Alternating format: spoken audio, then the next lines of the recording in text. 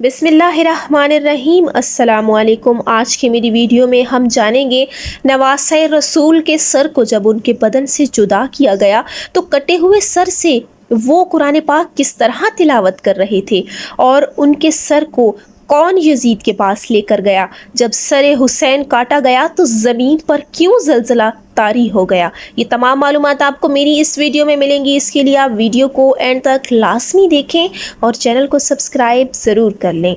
जब ज़मीन करबला में नवासे रसूल का सर काटा गया तो एक कोहराम बर्पा हो गया, ज़मीन सोगवार हो गई, सूरज को गिरहन लग गया, आसमान सुर्ख हो गया, बैतुल मुक़द्दस की ज़मीन से खून उबलने लगा, खाना काबा की दीवारें हिलने लगी, रसूल की कब्र मुबारक सुर्ख हो गई, यजीद का महल हिलने लगा।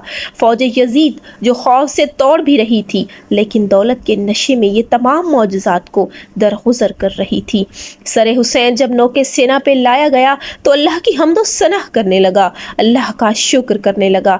इमाम हुसैन कटे हुए सर से देख रहे थे कि किस तरह उनकी बहनों की चादरों को लूटा गया है, इनके ख़याम को जलाया जा रहा है। वो अल्लाह को गवाह बनाकर अल्लाह की मर्ज़ी पे राज़ी रहे और फिर नबी की नवासियों को कैदी बनाकर इमाम हुसैन के कटे हुए सर के साथ कूफा और शाम की तरफ ले जाया जाता है, क्योंकि यजीद का यही हुक्म था कि सर हुसैन काट कर मेरे पास लाया जाए और रसूल की नवासियों को कैद करके जंजीरों में जकड़ कर इनको पत्थर मारते हुए इस तरह महल तक पहुंचाओ कि लोगों के दिलों में मेरा दबदबा कायम रहे। तारीख़ में लिखा है कि रसूल के ख़ानदान के छोटे बच्चे ऊँटों के साथ बांधे गए और यूं ये काफ़िला चलता रहा। एक जगह अचानक से सर हुसैन रुक जाता है। लोग बहुत कोशिश करते हैं कि इमाम हुसैन का सर आगे बढ़े, लेकिन वो नेज़ा जिस पे इमाम हुसैन का सर सवार था वो एक जगह कायम हो गया। शिम्र ने इमाम हुसैन के सर को आगे लाने की बहुत कोशिश की लेकिन वो अपनी जगह पर कायम रहा। शिम्र ने इमाम सज्जाद से पूछा कि तुम्हारे बाबा का सर आगे क्यों नहीं बढ़ रहा। इमाम सज्जाद ने इमाम हुसैन के सर को देखा तो सर से आवाज़ आई, बेटा सज्जाद, मेरी सकीना ऊँट पर सवार थी और वो ऊँट से गिर गई है, जाओ इसको लेके आओ, इसके बगैर ये मंजिल अधूरी है। तारीख़ में लिखा है वो छोटे बच्चे जो ऊँट पर सवार थे वो अगर गिर जाते वो ऊँटों और घोड़ों के पाँव के नीचे शहीद होकर पामाल हो जाते थे। आज भी इन सादात की कब्रें कूफा और शाम के रास्ते में बनी हुई हैं। इसी सफ़र में एक जगह बारिश शुरू हो जाती है। फ़ौज यजीद ने देखा आसपास तो कोई ठिकाना नहीं। एक ईसाइयों का गिरजा घर था। उनकी नज़र जब उस गिरजा घर पर पड़ी तो वो उसके करीब गए कि हम वक्त के हाकिम के फ़ौजी हैं, हम एक रात यहाँ आराम करेंगे। जैसे ही वो गिरजा घर के करीब गए वहाँ के पादरी को देखा और उससे कहा कि हम एक रात यहाँ रुकना चाहते हैं, हम वक्त के बादशाह के फ़ौजी हैं। और एक जैसे ही उस पादरी ने देखा कि पर्दे में बीबियां भी हैं और एक नौरानी चेहरे वाला कैदी बीबियों के साथ जंजीरों में जकड़ा हुआ है और तमाम के तमाम सर नौके नेज़ा पर सवार हैं।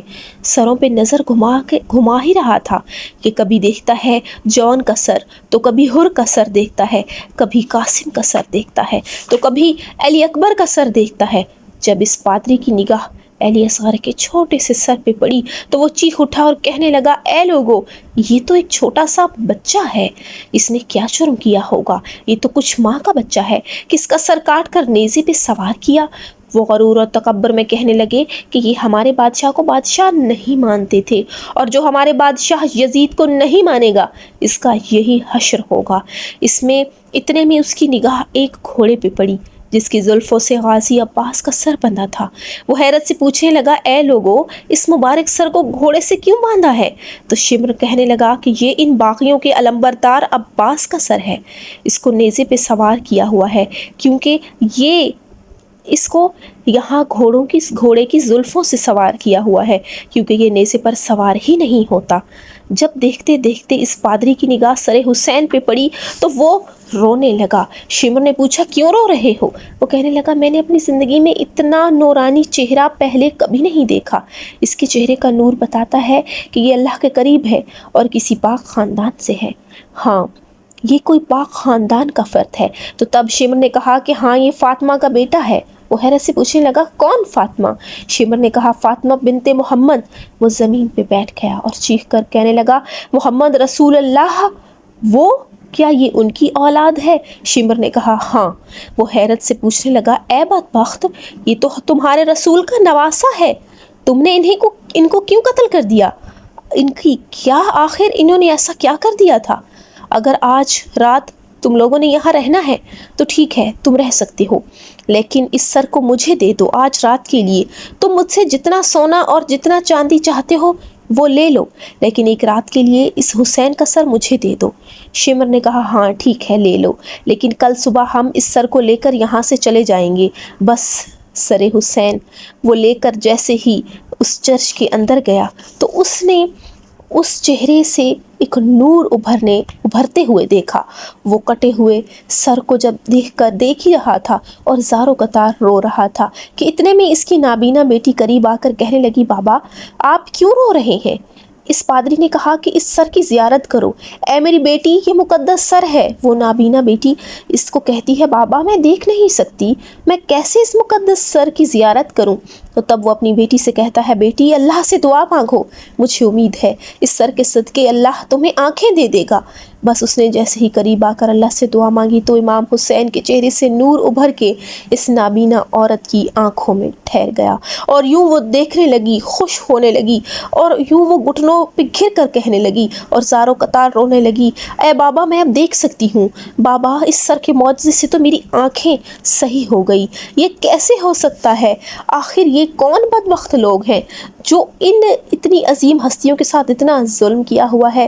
وہ روتے رہے اور رات بھر سر حسین کی زیارت کرتے رہے۔